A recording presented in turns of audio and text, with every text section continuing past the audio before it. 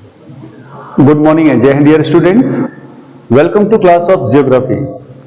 Dear students, the chapter which is going on is Human Environment. We have already discussed many topics of the chapter, and from last period we are discussing about means of transport.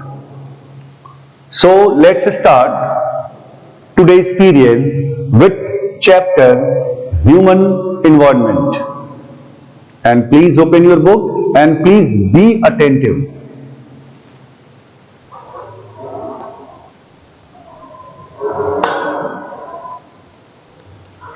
So dear students, the chapter is Human Environment. We have already discussed about roadways in last period. Today we will discuss about railways. So railways are a quick means of transport over long distances at a comparatively lower cost. Quick means of transport है लंबी दूरी के लिए, long distances के लिए, और cost जो है कंपैरेटिवली कम होता है। Railways carry raw materials to industrial regions and distribute the finished goods inside the country और carry them to the ports for export. बहुत सा काम है रेलवे का। तो रेलवे रॉ मटेरियल्स कैरी करते हैं इंडस्ट्रियल रीजन्स के लिए और फिर उसी रीजन से फिनिश्ड गुड्स को डिस्ट्रीब्यूट करते हैं कंट्री के दूसरे पार्ट्स में, यहां तक कि वो पोर्ट्स पे भी इसको कैरी करते हैं जिससे कि वहां से इसको एक्सपोर्ट किया जा सके। So the factors which influence the development of railways are relief features of the region, the density of population, the availability of natural resources and the level of economic development. तो वो relief features जिसपे railways के का development depend करता है वो हैं relief features. वो ये सारे फैक्टर्स हैं which we are talking about. तो relief features of the region का रिलीफ फीचर्स कैसा है, वहां की पॉपुलेशन डेंसिटी कैसी है, वहां पर नेचुरल रिसोर्सेज की अवेलेबिलिटी कैसा है और उस रीजन का इकोनॉमिक डेवलपमेंट कैसा है। ये सारे फैक्टर्स जो है वो रेलवेज के डेवलपमेंट के लिए बहुत इंपॉर्टेंट है। आफ्टर दैट, तो some important features of the railways are, अब रेलवेज का कुछ इंपॉर्टेंट फीचर्स की बात करते हैं।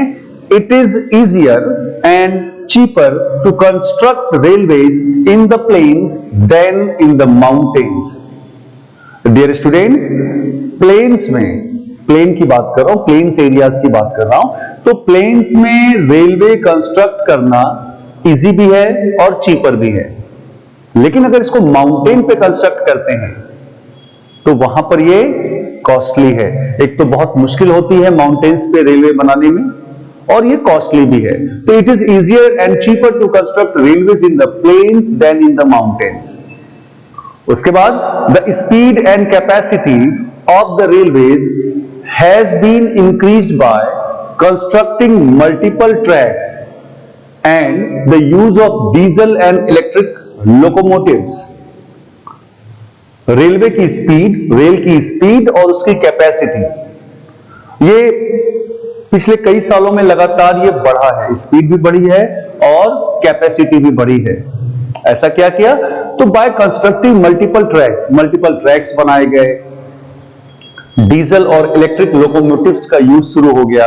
तो दीज आर द रीजंस जिससे कि रेलवे की स्पीड और रेलवे की कैपेसिटी वो दोनों जो है वो बढ़ गई है। उसके बाद the broader the gauge, the greater is the capacity of the railways to carry load. आपने देखा होगा कि रेलवे लाइन कई तरह के होते हैं, है ना। जो दो रेलवे लाइन है उसके बीच का डिस्टेंस जिसको हम गेज कहते हैं, तो अगर गेज जितना ज्यादा होगा, जितना ब्रॉड होगा, उतना ही उसके लोड करने की कैपेसिटी ज्यादा होगी। So the broader the gauge, the greater is the capacity. अगर गेज ज्यादा है, दोनों लाइन के बीच की दूरी ज्यादा है, तो वो ज्यादा लोड को कैरी कर सकता है। अगर वो दूरी कम है तो वो कम लोड को कैरी करेगा। तो the broader the gauge, the greater is the capacity of the railways to carry load. A dense railway network is an indication of the prosperity of the region. ये जो डेंस रेलवे नेटवर्क है, ये किसी reason के prosper होने का indicate है। अगर कोई ऐसा एरिया है जहां पर रेलवे बहुत डेंस है, वहां पर रेलवे नेटवर्क बहुत डेंस है, तो आप मान के चलो कि वो रीजन बहुत प्रॉस्पर होगा। Okay, then super fast trains have been introduced in some advanced countries. कुछ एडवांस्ड कंट्रीज है, वहां पर सुपर फास्ट ट्रेन जो है वो इंट्रोड्यूस किया गया। आपने बुलेट ट्रेन का नाम सुना होगा, सुना है ना? So with advanced technology many inaccessible parts are now linked by railways. देखो, एडवांस टेक्नोलॉजी की वजह से बहुत से ऐसे एरियाज भी रेलवे से लिंक हो गए हैं जहां पर पहले रेलवे लाइन बिछाना बहुत मुश्किल था। For example, the train between Lhasa and Jining runs at an altitude of about 4,000 meter above the sea level. ये जो लासा से जिनिंग के बीच का जो ट्रेन है वो 4,000 मीटर एल्टीट्यूड पे है। और ये कैसे पॉसिबल हुआ? ये पॉसिबल हुआ एडवांस्ड टेक्नोलॉजी की वजह से। After that, the densest railway network is found in Western Europe and East Central North America. जो सबसे ज्यादा जो डेंसेस्ट रेलवे नेटवर्क है वो वेस्टर्न यूरोप और ईस्ट सेंट्रल नॉर्थ अमेरिका में पाया जाता है। उसके बाद the trans Siberian railway is the longest railway system. अगर आपसे कोई पूछे कि which is the longest railway system, that is the trans Siberian railway. It is the longest railway system. It connects Saint Petersburg in western Russia to Vladivostok on the Pacific coast. ये बहुत लंबी दूरी है। It connects Saint Petersburg in western Russia to Vladivostok on the Pacific coast. There are trans-montane railway lines across the Pyrenees, the Alps, and the Carpathians in Europe। ये जो ट्रांसमोंटेन railway lines हैं जो कि पैरेनीज, द एल्प्स, द कार्पेथियंस जो कि Europe में है, वहां पे पाया जाता है। After that, the railway network in Africa, Asia, Australia and South America was developed by the Europeans to utilize the natural resources of the region। अगर अफ्रीका की बात करें, एशिया की बात करें, ऑस्ट्रेलिया या साउथ अमेरिका की बात करें, तो वहां पर जो रेलवे नेटवर्क है उसको किसने डेवलप किया? तो वो यूरोपियंस थे जो कि नेचुरल रिसोर्सेज को यूटिलाइज करने के लिए उन्होंने रेलवे नेटवर्क को डेवलप किया इन एरियाज में, इन कॉन्टिनेंट्स में। The railway network in India is the largest in Asia and the fourth largest in the world. अगर इंडिया के रेलवे नेटवर्क की बात करें तो ये एशिया में सबसे बड़ा है और पूरी दुनिया में फोर्थ पोजीशन पे है। So India is the largest in Asia and the fourth largest in the world. ठीक है, तो हम लोगों ने रोडवेज और रेलवेज की बात कर ली। अब जो थर्ड टर्म है इसमें वो है वाटरवेज। वाटरवेज, तो waterways are the cheapest and the most widely used means of transport to carry bulky goods over long distances.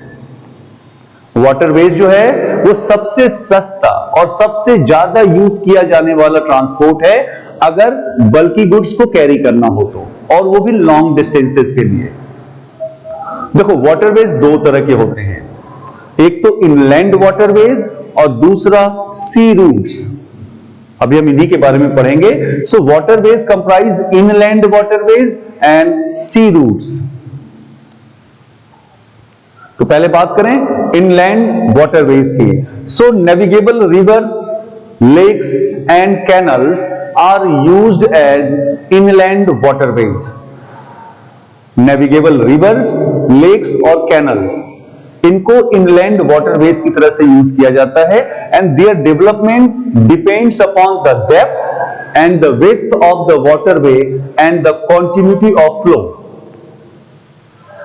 तो ये जो इनलैंड वाटरवेज, इनका जो डेवलपमेंट है वो किस बात पे डिपेंड करता है कि वो कितना डेप्थ है, कितने गहरे हैं, क्योंकि बड़े बड़े शिप को चलाने के लिए वहां पे डेप्थ ज्यादा होना जरूरी है और उसकी विड्थ भी ज्यादा होनी जरूरी है। So their development depends upon the depth and the width of the waterway and the उसकी फ्लो की कंटिन्यूटी क्या है। So there are three factors on which development of waterways depends, that is depth and width of the waterway and continuity of flow. So the Great Lakes between USA and Canada along with the St. Lawrence River is the largest and the busiest inland waterway in the world. The Great Lakes USA और Canada के बीच में जो है Saint Lawrence river में, ये दुनिया का सबसे बड़ा और सबसे बिजी इनलैंड वाटरवे है। Large rivers like the Nile, the Amazon, the Mississippi, the Yangtze, the Rhine and the Ganga, they are also important inland waterways. I am repeating, large rivers like, कौन कौन से? The Nile, the Amazon, the Mississippi, the Yangtze, the Rhine and the Ganga, they are also important inland waterways in the world. देखो, many countries have interlinked their navigable rivers by constructing canals.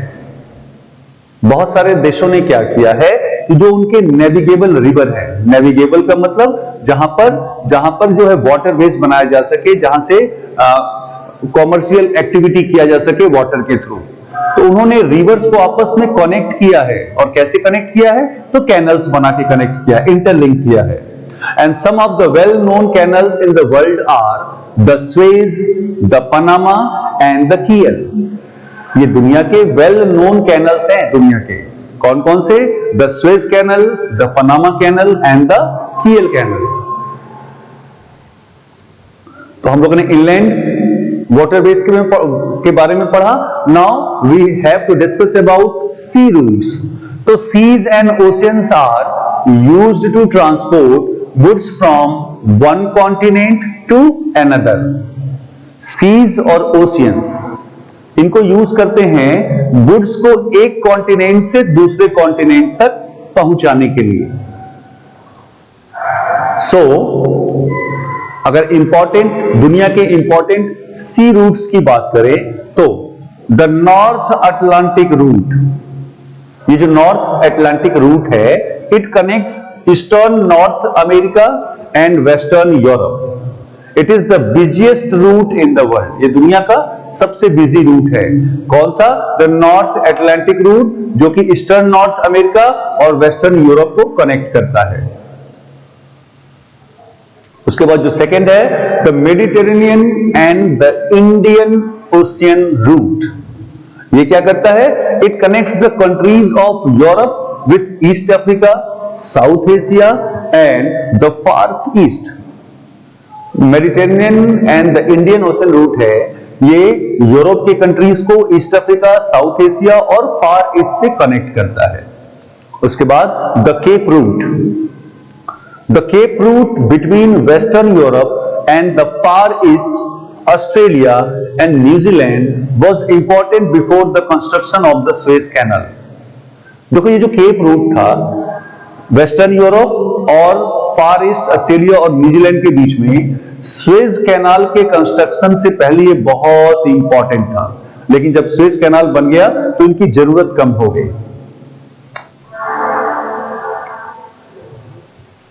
तो अगर सी ports की बात करें दुनिया के, तो Tokyo, Shanghai, Hong Kong, Mumbai, Singapore, Karachi, Cairo, Durban, Cape Town, London, Rotterdam, New York, Chicago and Los Angeles are important sea ports in the world. ये दुनिया के इंपॉर्टेंट सी पोर्ट्स हैं। कौन कौन से? Tokyo, Shanghai, Hong Kong, Mumbai, Singapore, Karachi, Cairo, Durban, Cape Town, London, Rotterdam, New York, Chicago and Los Angeles. They are the important seaports of the world. अब जो next means of transport है, हम लोगों ने रोडवेज, रेलवेज, वाटरवेज पढ़ लिया. Now we are going to discuss about airways. So the development of airways started in the early 20th century. Airways का जो डेवलपमेंट है वो अर्ली 20th सेंचुरी में स्टार्ट हो गया था. Speed is the only factor for which air transport is preferred over land and water transport. Air transport को land और वाटर ट्रांसपोर्ट पे प्रेफर तभी किया जाता है जब स्पीड मैटर करे. आपको कोई चीज या कोई गुड्स कहीं दूसरी जगह पे जल्द पहुंचाना हो, जल्दी से पहुंचाना हो, then you choose air transport. ये अलग बात है कि एयर ट्रांसपोर्ट इज एक्सपेंसिव, ये महंगा है. The main obstacle in air transportation is bad weather conditions such as fog and rainfall. जो मेन प्रॉब्लम है एयर ट्रांसपोर्टेशन में वो क्या क्या है?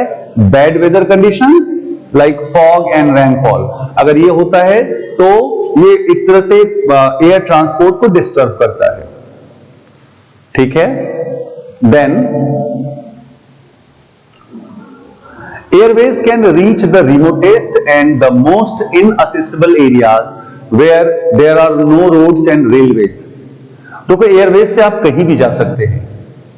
वो सबसे ज्यादा रिमोट एरिया हो या सबसे ज्यादा इनअसेसिबल एरियाज हो जहां पे कोई रोड ना हो, कोई रेलवेज ना हो, वहां पर भी आप एयरवेज के थ्रू जा सकते हैं. So airways can reach the remotest and most inaccessible areas.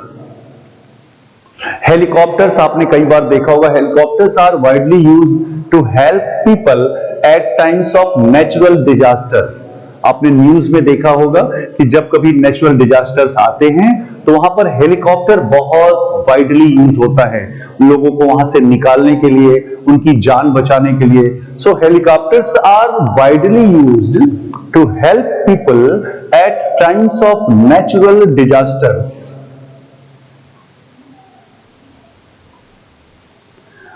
Different nations permit aeroplanes to fly only through a fixed corridor. ये जो दुनिया के अलग अलग देश हैं वो एरोप्लेन्स को केवल जो फिक्स कॉरिडोर है, जो फिक्स्ड पाथ है, वे है, उसी से उड़ने की इजाजत देते हैं. A very dense network of air routes exists in Western Europe, Eastern USA and Southeast Asia. अगर एयरवेज की बात करें और डेंस नेटवर्क की बात करें तो वो western Europe, eastern USA and South East Asia में है. Perishable and costly goods are transported by air. Perishable items जो एक समय बाद खराब हो जाए, वो आइटम्स, और जो कॉस्टली आइटम्स हैं उनको एयर के थ्रू ट्रांसपोर्ट किया जाता है. तो देखो दो तरह की एयर सर्विसेज हैं. कौन कौन से? एक तो डोमेस्टिक और दूसरा इंटरनेशनल. डोमेस्टिक जब एक देश के अंदर में ही गुड्स को वो कैरी करते हैं या पीपल को कैरी करते हैं तो वो डोमेस्टिक हो गया. लेकिन एक देश से दूसरे देश को अगर कोई गुड्स या पीपल को कैरी करते हैं तो वो हो गया इंटरनेशनल. और ज्यादातर जो ऑपरेशंस है एयरवेज का वो प्राइवेट कंपनीज करते हैं, है ना. आपने सहारा का नाम सुना होगा, आपने एयर इंडिगो का नाम सुना होगा, और इस तरह से बहुत सारे हैं.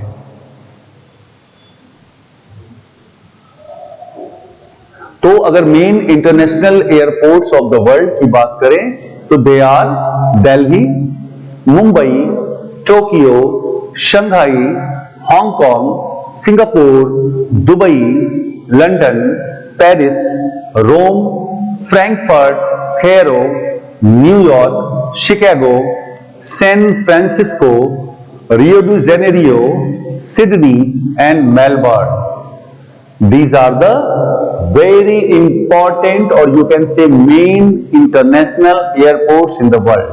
They are, again I am repeating the name, Delhi, Mumbai, Tokyo, Shanghai, Hong Kong, Singapore, Dubai, London, Paris, Rome, Frankfurt, Cairo, New York, Chicago, San Francisco, Rio de Janeiro, Sydney and Melbourne. Clear? तो हम लोगों ने Airways के बारे में discussion कर लिया। Now we are going to discuss about communication. Communication देखो, इन एंशिएंट टाइम्स, पहले पुराने समय में मैसेजेस हम लोग कैसे डिलीवर करते थे? तो messages were delivered by beating hollow tree terms और ड्रम्स। पहले हॉलो ट्री ट्रम्स को बीट करते थे, ड्रम्स को बीट करते थे, और फिर जो भी मैसेज देना होता था देते थे। आपने बहुत सारे कहानियों में पढ़ा होगा कि जब राजा के यहाँ कोई मैसेज डिलीवर करना होता था तो वो ड्रम पीटते थे। ड्रम पीटने के बाद क्या होता था? सारे लोग इकट्ठा हो जाते थे और फिर वो इंफॉर्मेशन देते थे। उसके बाद क्या हुआ? Birds and animals were used to deliver messages. बाद में एनिमल्स और बर्ड्स का यूज होने लगा जिससे कि मैसेज को वो डिलीवर कर सके। उस समय means of transport and communication were the same. उस समय मीन्स ऑफ ट्रांसपोर्ट और कम्युनिकेशन वो दोनों सेम थे, लेकिन आज के डेट में ऐसा नहीं है। आज के डेट में हम लोगों ने मीन्स ऑफ ट्रांसपोर्ट पढ़ लिया और अब कम्युनिकेशन के बारे में पढ़ने जा रहे हैं। The Penney post was introduced in great Britain. ये जो पेनी पोस्ट है, जहां से हम लोग चिट्ठियां लिखते हैं, सबसे पहले ब्रिटेन में इंट्रोड्यूस हुआ।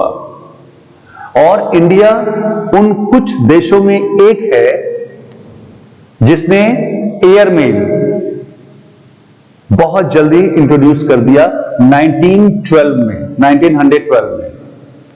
सो India was one of the first few countries to introduce airmail as early as 1912। The invention of the printing press made it possible to print books, magazines and newspapers on large scale. जब printing press का invention हुआ तो उसका क्या फायदा हुआ?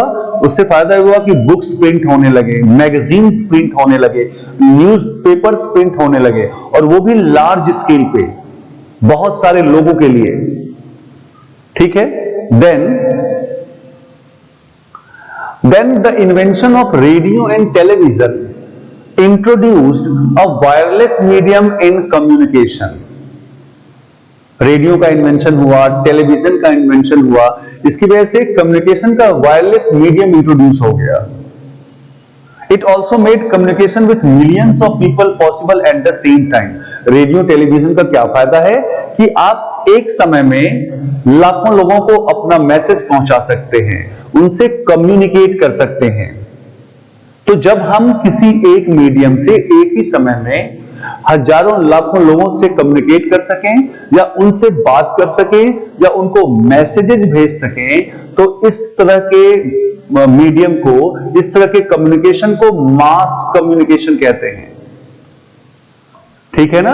तो we can say that radio and television are the example of mass communication. The introduction of the telegraph, cablegram, telephone and radar, they have created an efficient system of communication. उसके बाद telegraph का introduction हुआ, केबलग्राम का introduction हुआ, telephone, radar, इन सब के invention और इन सब के इंट्रोडक्शन का फायदा क्या हुआ कि कम्युनिकेशन का सिस्टम जो है वो बहुत एफिशिएंट हो गया।